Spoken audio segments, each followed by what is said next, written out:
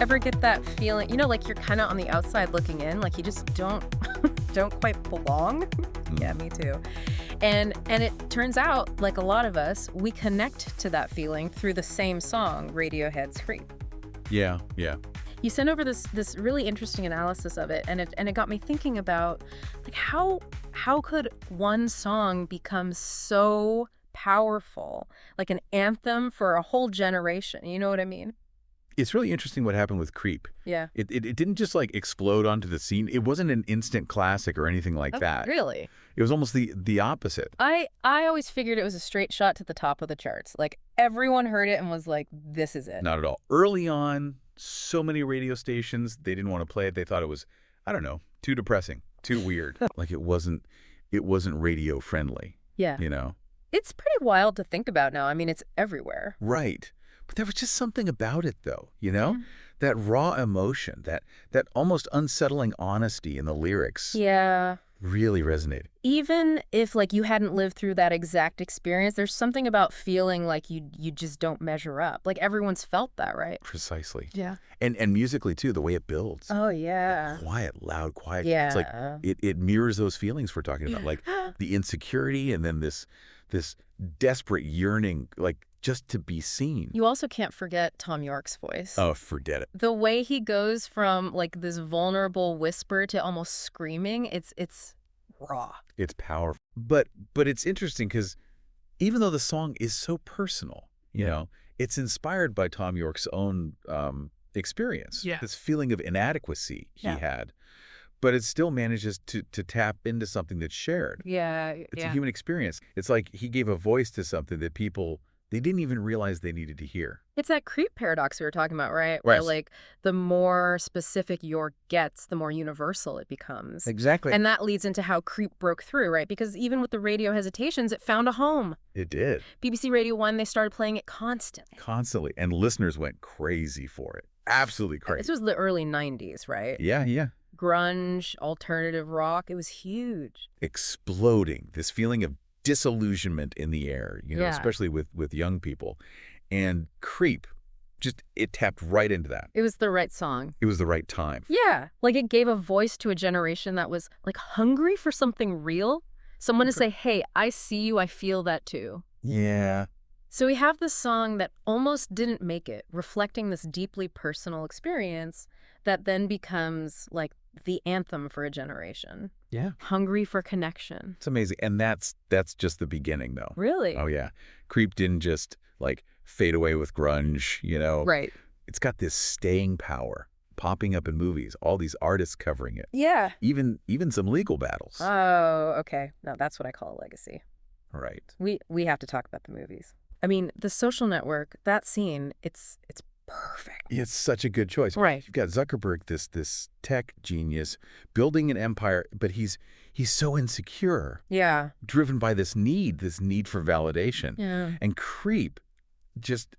It gets you in his head, you know, which they could have totally glossed over. Right. But instead they used Creep to, like, add this whole other layer to the story. Exactly. It all comes back to, like, how emotionally resonant that song is. These filmmakers, they get that.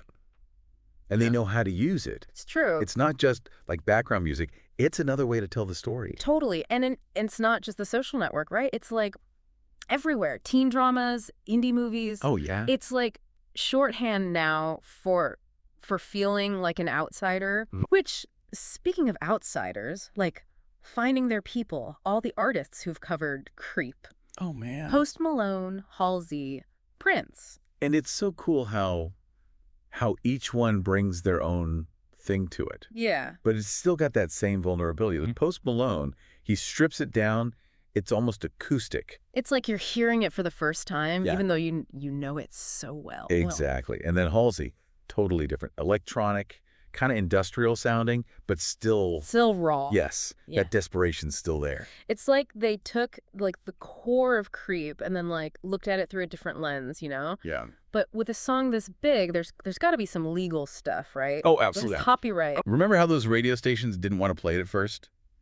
Well, some people thought it sounded a little too much like another song. Oh. The Air That I Breathe by the Hollies. Ever heard of it? I mean, I can kind of hear it. The chords are similar. Right. So it actually went to court. Oh, way. Yeah. Radiohead, they settled, and now the writing credits are shared with the Hollies. Wow. What a story. Right. It just shows you, like, Creep, it's more than a song at this point. It's like this phenomenon, Dude. artistic, financial, all of it. But beyond the covers, the movies, the lawsuits, Yeah. why do you think it still matters?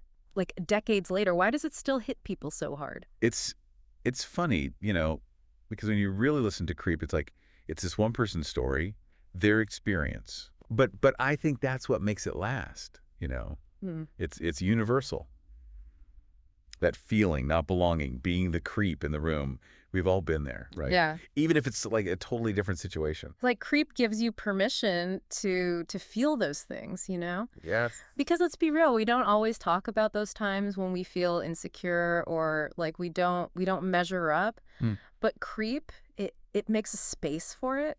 And that actually makes you feel less alone. Absolutely. And I think that's why it still matters to people.